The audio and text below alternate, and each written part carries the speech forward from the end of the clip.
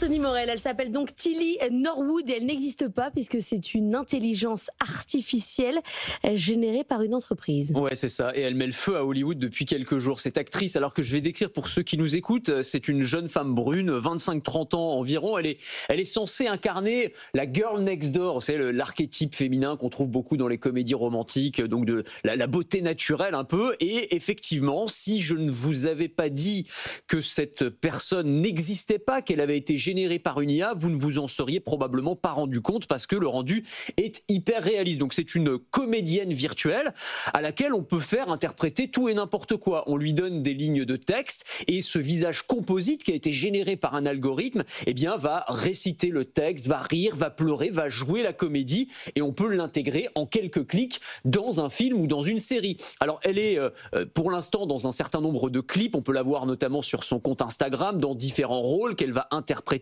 Et ce concept donc qui a été conçu par une entreprise qui s'appelle Zikoya, un studio de production, eh bien a mis le feu aux poudres. À Hollywood, là c'est la folie depuis quelques jours, on ne parle que de ça.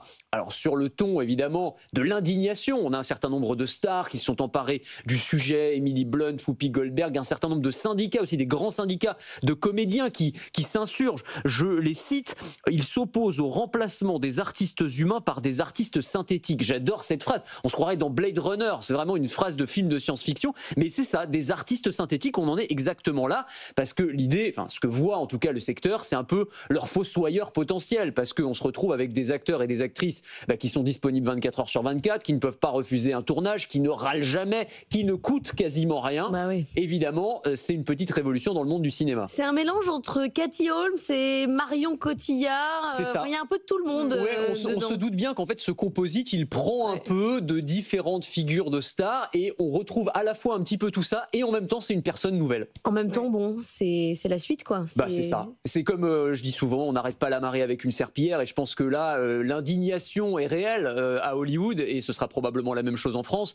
Mais je pense que ça va être difficile à arrêter. Il n'y a plus de boulot, ça vous prend un peu à la gorge. Quoi. Ah ben non, mais évidemment, non, mais c'est tout à fait légitime comme inquiétude. En fait, ce qui est intéressant, c'est que de fait, l'IA, elle est déjà là dans le cinéma. Quand vous allez voir certains films, les derniers Star Wars avec Carrie Fisher, on s'est servi de l'IA pour ressusciter, par exemple, des acteurs disparus. Mais elle existait au départ. Elle existait au départ, non mais absolument. Dans les derniers Oscars, on a des films, The Brutalist par exemple, où on a utilisé l'IA pour améliorer les dialogues en hongrois de l'acteur américain Adrian Brody. On va s'en servir pour tout un tas de choses en fait.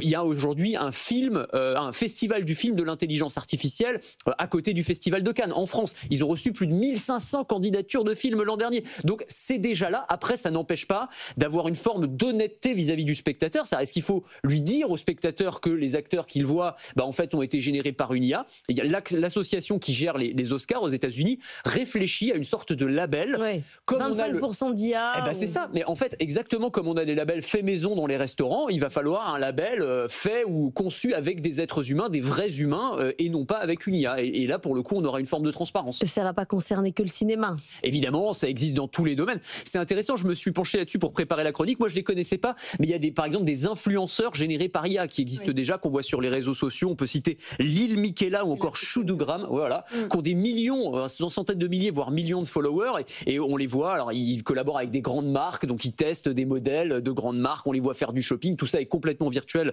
évidemment. On peut aussi citer la musique. Dans la musique, on a par exemple des idoles dans la K-pop. Elle s'appelle Nevis, c'est une star de K-pop virtuelle qui donne des concerts. On la voit sur des écrans géants et elle apparaît sous forme, voilà, mais sauf qu'elle n'existe pas et qu'elle est suivie là encore par des milliers et des milliers de fans. Donc c'est une tendance qui ne concerne évidemment pas que le cinéma.